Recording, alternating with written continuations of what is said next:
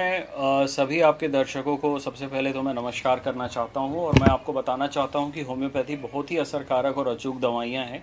Homeopathy पूर्ण रूप से प्राकृतिक होती है और कहीं ना कहीं पे ये ज़ीरो साइड इफ़ेक्ट्स में काम करती है और सिर्फ लक्षण आधारित यहाँ पे जो पैथी है वो ये काम करती है कि अगर जो लक्षण है लक्षणों को आप समझ लें उसके हिसाब से दवाई का चयन किया जाता है।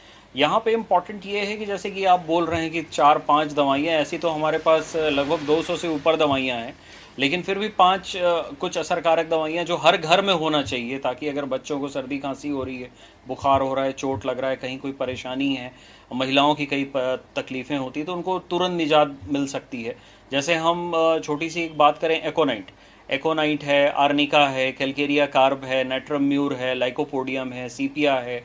इन तरह की ये छोटी छोटी बीमारियों में 100% काम करता है ये।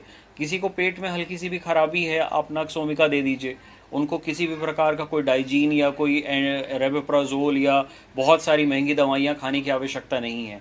किसी को गैस हो रहा है, लाइकोपोडियम दे दीजिए। पेशाब में इन्फेक्शन है, एपिस्मेल दे दीजिए।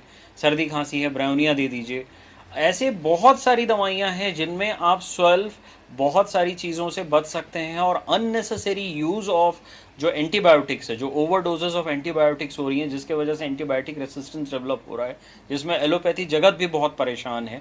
कहीं ना कहीं पे उससे आप बच सकते हैं और आप गंभीर बीमारी जब हो तब ऐसी स्थिति ना हो कि कोई एंटीबायोटिक काम ही नहीं कर रहा हो और आपकी जान पे बना है। देखिए, मैं अगर बात करूं तो होम्योपैथी का अभी फ़िलहाल में 2 मेडिकल कॉलेज हैं जो दोनों के दोनों निजी हैं। शासकीय स्तर पे अगर बात करें तो छत्तीसगढ़ शासन जब से 2000 में छत्तीसगढ़ और मध्य प्रदेश अलग हुआ है, आज तक कोई पहल नहीं हो पाई, जिसके वजह से एक भी शासकीय चिकित्सा महाविद्यालय अंबिका छत्तीसगढ़ को नहीं मिल पाया है। फिर भी लोग प्रयास कर ही रहे हैं। वहीं पे देखा जाए तो जहाँ पे सिर्फ एक मेडिकल कॉलेज था रायपुर में, छत्तीसगढ़ में एमबीबीएस को लेके, आज के डेट में लगभग 11 मेडिकल कॉलेज हो गए हैं शासकीय। तो कहीं ना कहीं पे हम लोग पिछड़ जा रहे हैं। आयुर्वेद भी 2 शासकीय चिकित्सा महाविद्यालय, होम्योपैथी का कहीं ना कहीं पे थोड़ा सा पिछड़ापन दिख रहा है। और सरकार का जो सोच है, पता नहीं क्यों आयुष विभाग का जो सोच है वो आयुर्वेद की तरफ थोड़ा ज़्यादा झुकाव है, होम्योपैथी को तो ज़्यादा तवज्जो नहीं दे रही। और कहीं ना कहीं पे एलोपैथी की जो फार्मा लॉबी है वो तो हावी रहती ही है। वो चाहती है कि लोग बीमार पड़ें और उनकी दवाइयाँ बिकें, और उसके लिए वो डॉक्टर को भी प्रेशर देते हैं, मेडिकल कॉलेज को प्रेशर देते हैं, सरकार को प्रेशर देते हैं।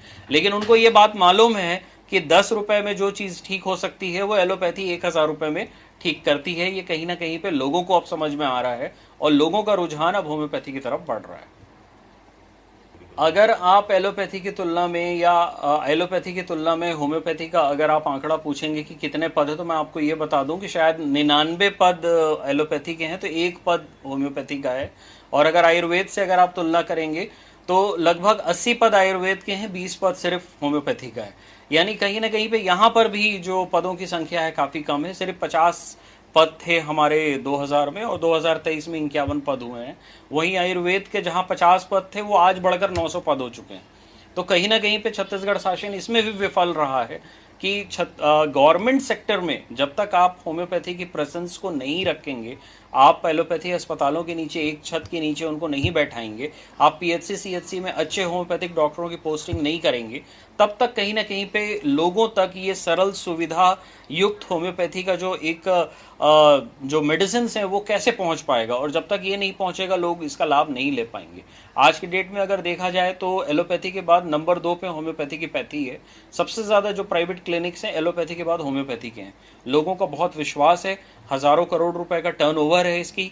जो कैपेसिटी है, जो इसकी दवाइयों की जो खरीद बिक्री है, वो मेरे ख्याल से हिंदुस्तान में पिछले 20 सालों में लगभग 300 टाइम्स बढ़ी है। तो लोगों को कहीं ना कहीं पे फ़ायदा पहुंच रहा है। सरकार को भी चाहिए कि इस ओर ध्यान दें और सरकारी तंत्र में होम्योपैथी को ज़्यादा से ज़्यादा स्थान दें।